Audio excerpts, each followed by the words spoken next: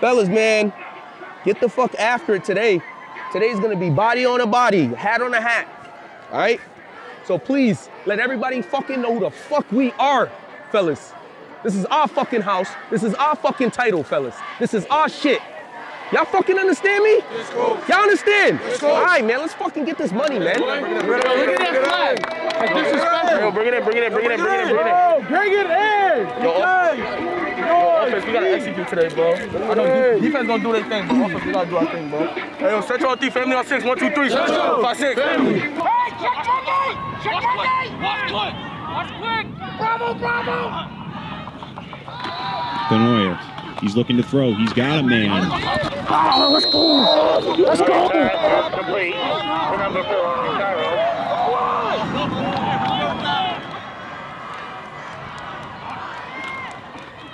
And it's another fumble, and the Knights are going to land on this one. And that's taken away by number 12 of the defense, Angel Calix. And so now the Knights will head out for their first possession of the game. Definitely bring a large package to their offense here. Barfley with the handoff. It's going to be fumbled this time. What is Ty doing? What is Ty doing? Oh my Lord. Orville recovers the ball there, right at the 25 where they started their first possession. This shit happens every fucking game. Oh my Lord, yo, we just can't. He steps back, looking to throw. The pressure's there, but he gets the pass off. A nice connection there to number 8 of the offense. Hey, go press that! You got help! Yo, Jaden, tell him to press. Benoit awaits the snap. He's stepping back. Looks to throw it. Plenty of time, but that ball way too high. Nearly could have been intercepted. And that's going to bring up 4th and 4, so the special teams are going to come out here and send the ball back. Barfley in the shotgun with Zarwaya to his right, and it's going to go to Zarwaya. Zarwaya, open lane. He'll take it to the 20, the 10. He will not be caught. Touchdown, Knights. Let's go! Hey, man. That's what I'm talking about. That's what I'm talking about. God damn. What I say? Good shit, big boy. What the fuck I'm talking about? Good shit, fellas.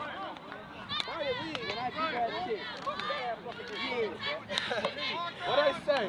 What I say? At 6, go fucking score. Hey, Bree, you know they want to come over here. Send a man in motion. Benoit, he's looking, he's got time, he's got a man on the left side. Benoit, he calls for it, he's going to take it himself. Looks like a pitch play that they might try and do, but he's going to keep going. That's a gain of 11. Nice run there by Benoit for another Broncos first down. Then Benoit's going to take it again. Shifty move, and that's past the first down marker easily. The Broncos move the chains again.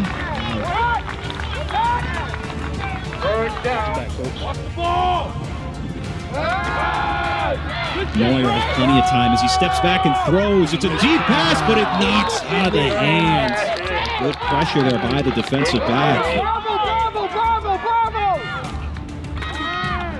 Benoit's got time. He's going to scramble to his left. He's got the man, but he drops the ball. We're just lucky. They open every single play.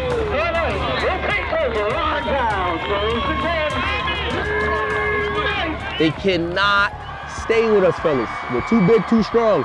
Put a body on a body. Everybody's doing a good job. Hey, I need my kick out to be my kick out. Mike, right behind Kareem. Make sure we hit a body right behind your blockers. All right, first play going in is going to be, okay, diamond right. Plunder, diamond right plunder, okay? Hey. Let's go on 2, okay? Is all my monster personnel in right now? I'm sorry, diamond. Is all my diamond personnel in right now? Are you in? Okay. Brad, you in? Okay, hey guys, on 2. What is it on? 2. What is it on? 2. I swear to fucking God if you guys go off sides. Let's go, on 2, okay? Diamond right, plunder lead. Diamond right, plunder lead. On 2, ready? Good, let's go. Kevon, you better fucking remember. Here the Knights will get set after the turnover on downs from Burrillville. Game 6 on their first play of their drive, and we might have some movement there. And it's going to be a false start against the Knights. Can't even get it out of a timeout, huh, guys? Can't even get out of a timeout. I don't even know why I even bothered going on 2.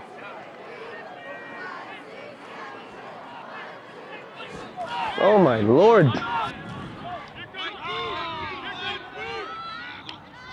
And Varfley looking, and it's tipped away. Good job by the Broncos D to get in there early. That was going to force a 3 and out here for the Knights, the first of the day.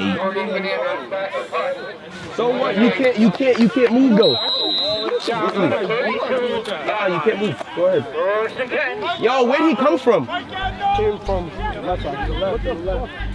Miami, That's gonna be a problem. Jordy and Kareem. Miami. Jordy and Kareem.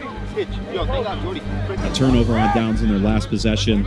Here they go. And whistles Yo, here. baby, what the fuck? Oh my Lord, kid. Baby, why are you doing the game? Yo, are you a starter on defense right now? So what is your problem, kid?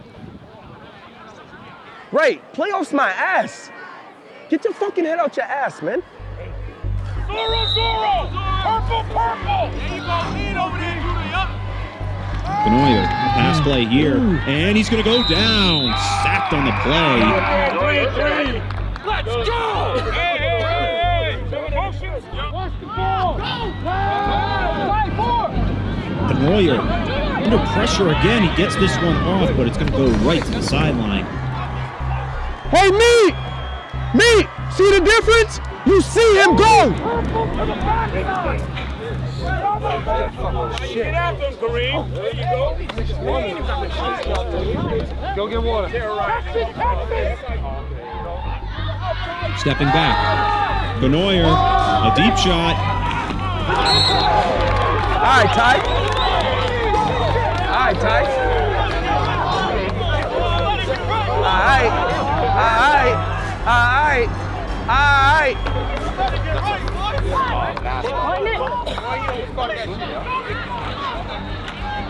Come on. Good. Get under it. You already fucking know that.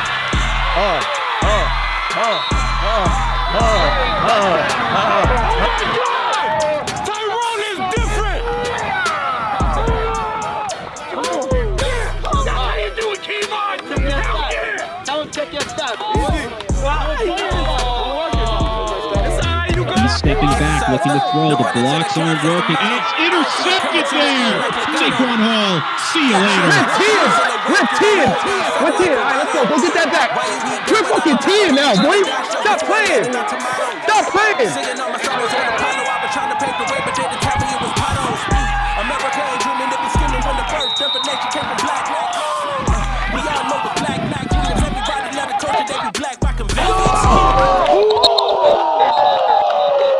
You fucked that shit. Arm is clamping shit up with one arm.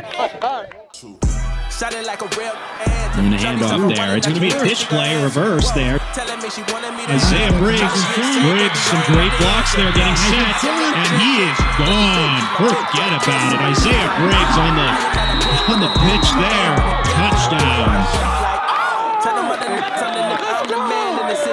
All right. Go get you one, Briggs. He's squib onside and taken here, and he's got some open space. That's Saquon Hall. Savage, boy. You already fucking know.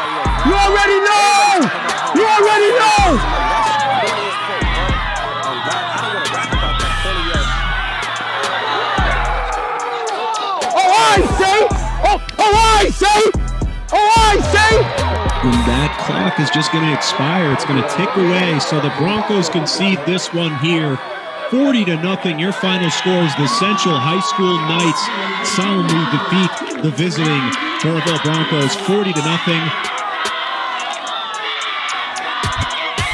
How about the Knights?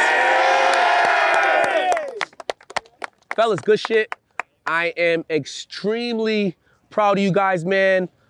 Just for how we came out for this game, fellas, especially after last week. It was really heavy on my heart the way we played last week. There was a lot of talk, a lot of chatter about the Knights. Were we for real? Are we the real deal? Can we sustain an offense? All this other bullshit. Fellas, 40-0 says enough, fellas. It says enough. Everybody knows, everybody's gonna hear, and everybody's gonna see, fellas. This is the team to fucking beat, fellas. This is the team right here, fellas. We're the only ones who can get in our way, fellas. We're the only ones, fellas. Defending champs. Understand that, fellas. Defending. This is just it, fellas. 50%, right? Now we got a date with South Kingston, right? That's the one that we want. That's the one we want. Good shit, fellas. Recover. Get some sleep this weekend, fellas. I'm proud of you guys. Back on the grind. We'll celebrate this shit for 24 hours, fellas. Then it's on to SK, man. Good shit, fellas. Yup.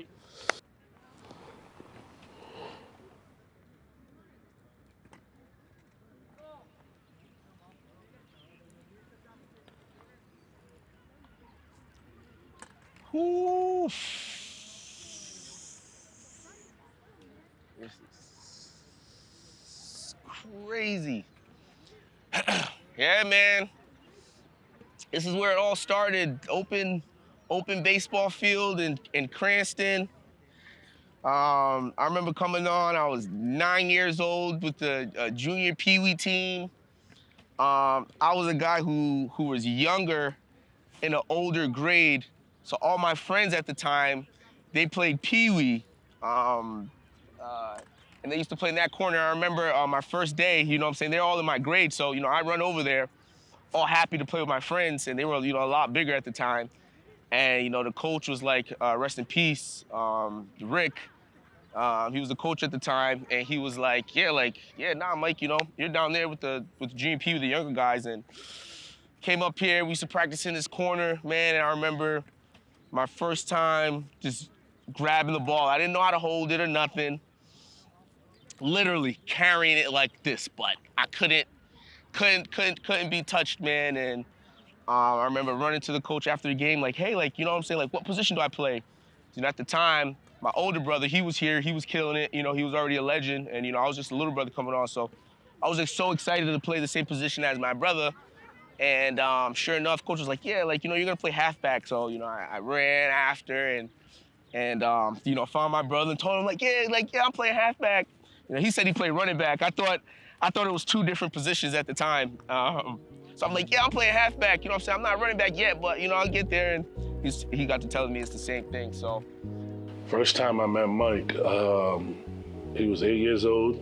Him and his brother came to the Edgewood Eagles. We was just told about these two kids are really, really fast. With Mike, he played with my younger brother, and that kid, since the moment he touched the football, he was electric. Like, that kid can move, do things that other kids wasn't able to do. For my first impression of Mike was just, this kid was destined for greatness, you know? He just, watching him in practice, just the way he held the ball, you know, his vision, movements, you know, it's just, it's things that just uncanny. A lot of things you just can't teach, you know? He had that already. He was just different. Like, he was too developed for that age group. I know in Florida, I guess he was playing the Cowboys, team from Dallas, and he did some Reggie Bush status. Like, he was on the left side of the field and brought it right back to the right, shifting. Like, he was literally a LT/Reggie Bush. If Reggie Bush and LaDainian Tomlinson had a child, it would be Michael Washington. You know, that next year, again, I'm 12 years old, I played Pee Wee. I have to skip JV and go straight to varsity because I'm like 15, 20 pounds over the, you know, the weight limit for Pop Warner. So, you know, we kind of had this thing growing up where it's like, you know, kids would lose the weight in order to play at their desired division, whether it's 10 pounds, 7 pounds, 8 pounds. You would have to lose the weight, you know, run around with trash bags and damn near starve yourself in order to make way for your team. And at the time, it was just, it just wasn't feasible for me. So I said, you know, fuck it, moved up to varsity, and whew. He had a little bit of nervousness in him, but you could see in his eyes that he wasn't scared. You know what I mean? So I guess, you know, just like a fighter, when you're nervous, use that, you know, as fuel. And it's like, he said sometimes when we gave him the ball at that point that he felt like he was running for his life out of fear. But for us, it just looked like he was just doing great things, you know, just shifting, shaking, you know what I mean? Just, you know, just basically just wouldn't go down, you know? I think that's where my life changed. And, you know, I met Coach Jesse. And, you know, I got to play with older guys, and it just changed my outlook on everything. I was no longer the best on the team. I was no longer the biggest on the team. I was no longer the strongest, the fastest. I was no longer anything. Bottom of the totem pole.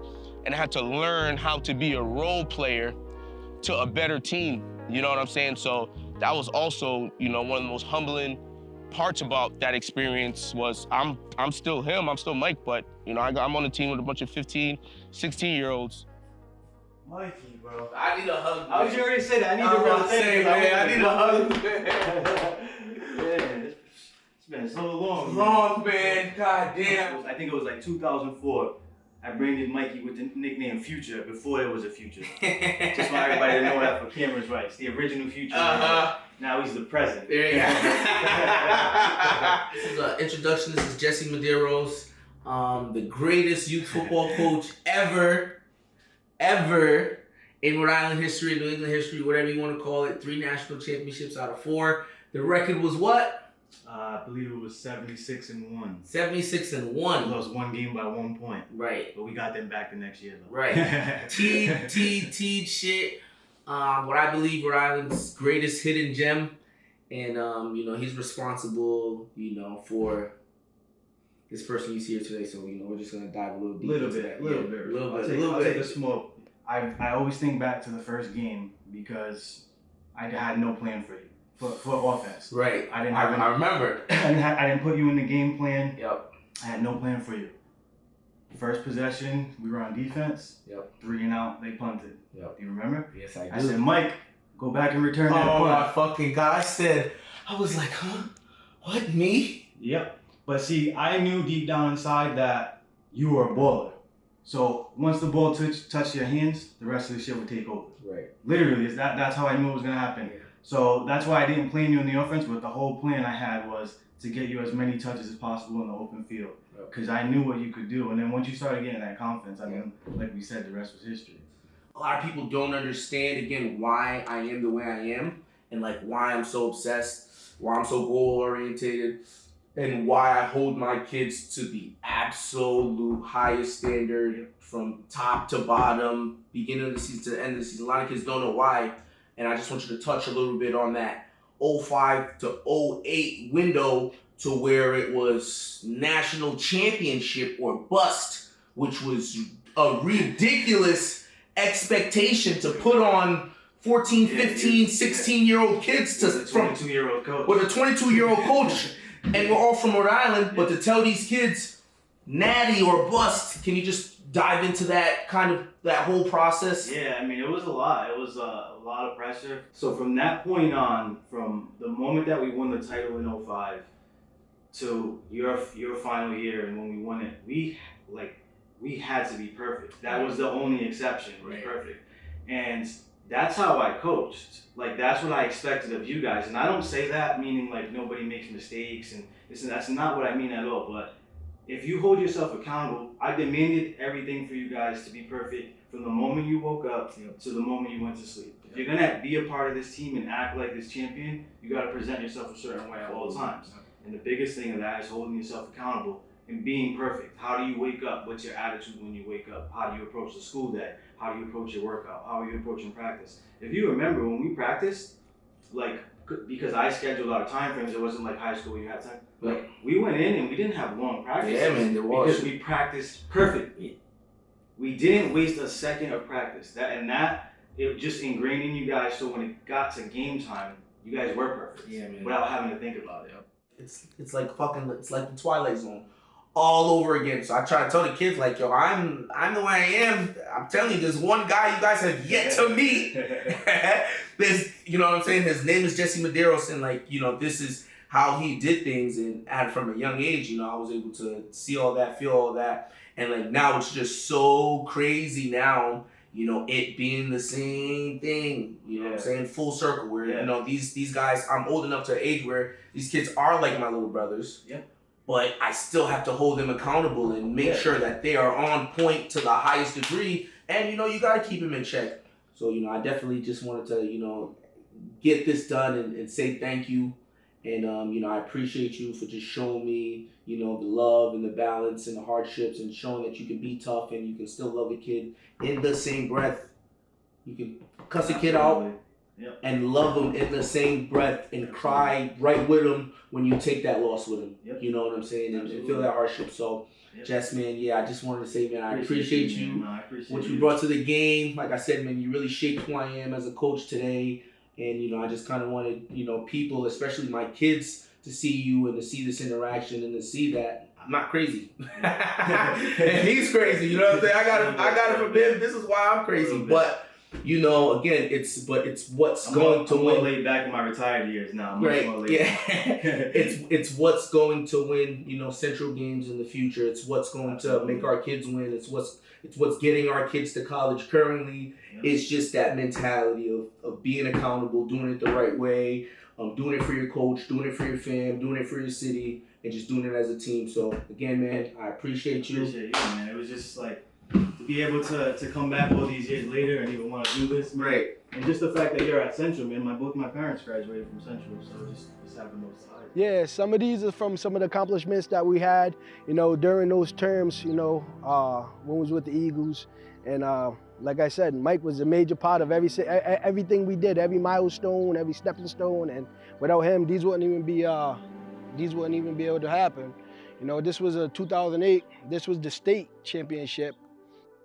This had to be the best one because this was accomplishment, and we knew it was the end of something great that we had did. You know, it's like the last year we was all together. The last year I got to coach Mike. You know, it's just, you know, this one right here will forever be, you know, a memory that will be in my heart and in my mind forever.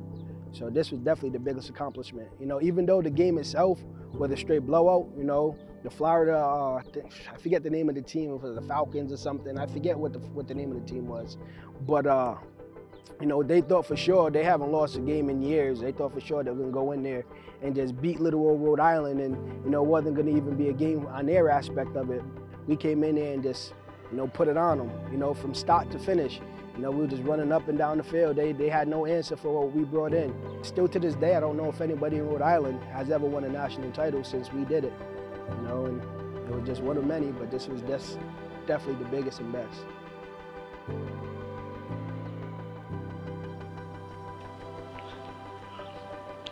So, I mean, this another beauty. Cranston Stadium. It holds a dear place in my heart, man. I played my first ever football game here, man. First ever. This was before the turf. It was, I'll never forget it. I'll never forget my first touchdown. We were at about the 35. I called 26 power dive. 26 power dive on one, 26 power dive on one. Never forget it. Got it. Like I said, about the first 3-4 games, I couldn't hold the ball. I just remember me right down this sideline, ball like this, like a fucking hot potato. Happy as hell, man. And he came to us, and he had a choice of schools he could have gone to, and even the private schools here wanted to take a look at him. But he said he liked our uniforms. And because of that, he came to Central High School. He came with a lot of hype, and I think I'll never forget the first practice. He was late, and him and I, put it this way, we didn't hit it off right off the bat. I really wasn't about, you know, who is this Hollywood guy? Kind of like, what have you done for me lately? Like, you're just in high school now type of deal. Michael and I have had these conversations, you know, 10 years later, 15 years later. Like, I think he appreciated what I did, because I don't think there were many coaches that he's had that kind of, you know, tried to keep him accountable. and kind of got in his ass when he needed to have that. So I think he respected that. Our first game against Classical, our next door neighbors, it was like, we used to do this little round robin deal where we used to play Classical, Mount used to play Hope, and then we'll cross over. And yeah, man, we played Classical, and they had a senior-oriented team, and man, I knew some of those guys, and man, they fucked me up. It was so bad. I think I fumbled on my first snap. They stripped me. Say fucking Pop Warner, kid. Say fucking Pop Warner, yeah, clapping in the middle of the game, and like, I just never, ever seen anything like it. And I kid you not, man, it was the worst game on the I've ever had in my life. And this is why I respect Pete so much. It's because he stuck with me, man, through that game. Like I said, it was really that horrendous. And like, he could have easily put the senior back over me. And even my homeboy, he played running back at the time. And like, again, he played running back the year before. And like, I'm new. So just the fact that he wrote it out. He wrote it out. And we played the next game against Mount. And I did a lot better, looked a lot smoother. And sure enough, game after game, I was picking up, started getting touchdowns, and I'm a sophomore, I'm having 3 touchdown games, 2 touchdown games. Michael was a game changer for the program. When the opposing team knows that you have a great running back, and you're going to give him the ball every down, and you're going to run the ball with him, and you still can't stop him, you know you got someone special. And that's who Michael is. Westerly High School versus Central High School. We heard about this kid named Mike Washington, number 3 from Central. I was a sophomore at Conley Stadium when Conley Stadium wasn't turf.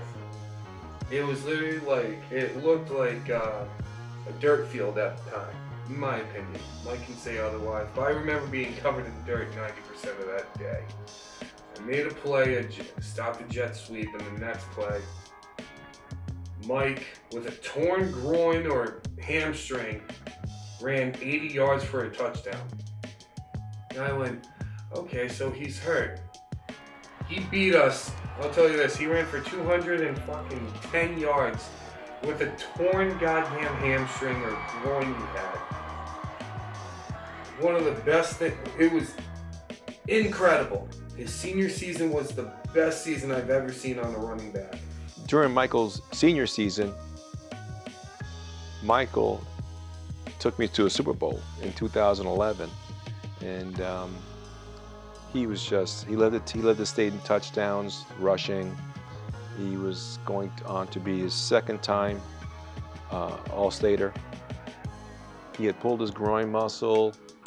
He had hurt his shoulder. He played hurt most of the season and still led us to the title game.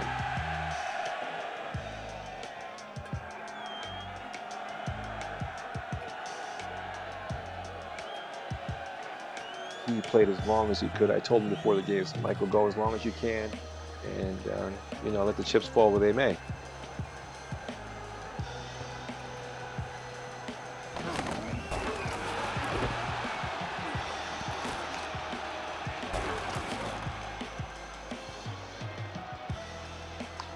And he hurt his shoulder during the game, and we had lost the game by a point. On this same sideline that I scored my first touchdown in, the same sideline I lost my final high school game in, and crazy ass last minute kick return. Kid breaks 2 tackles, shakes a kid, comes running up the sideline, man, to end my high school career. State championship. It was, it's something that you never forget to this day.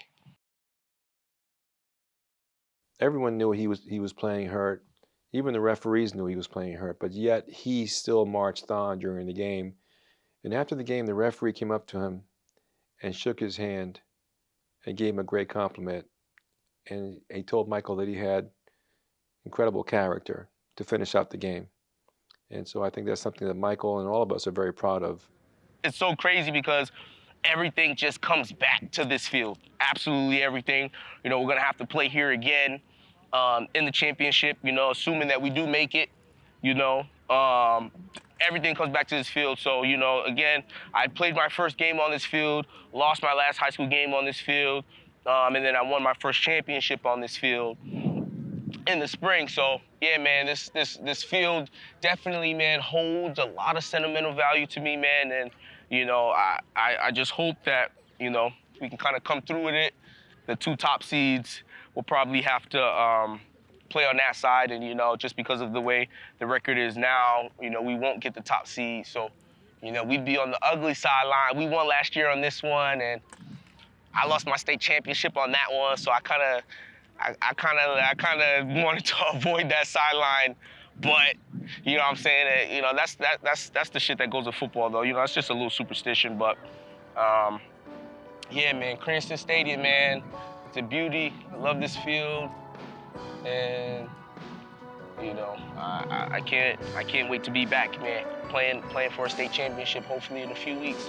So hopefully we can come back here and, you know, we can make some more history on this field, man.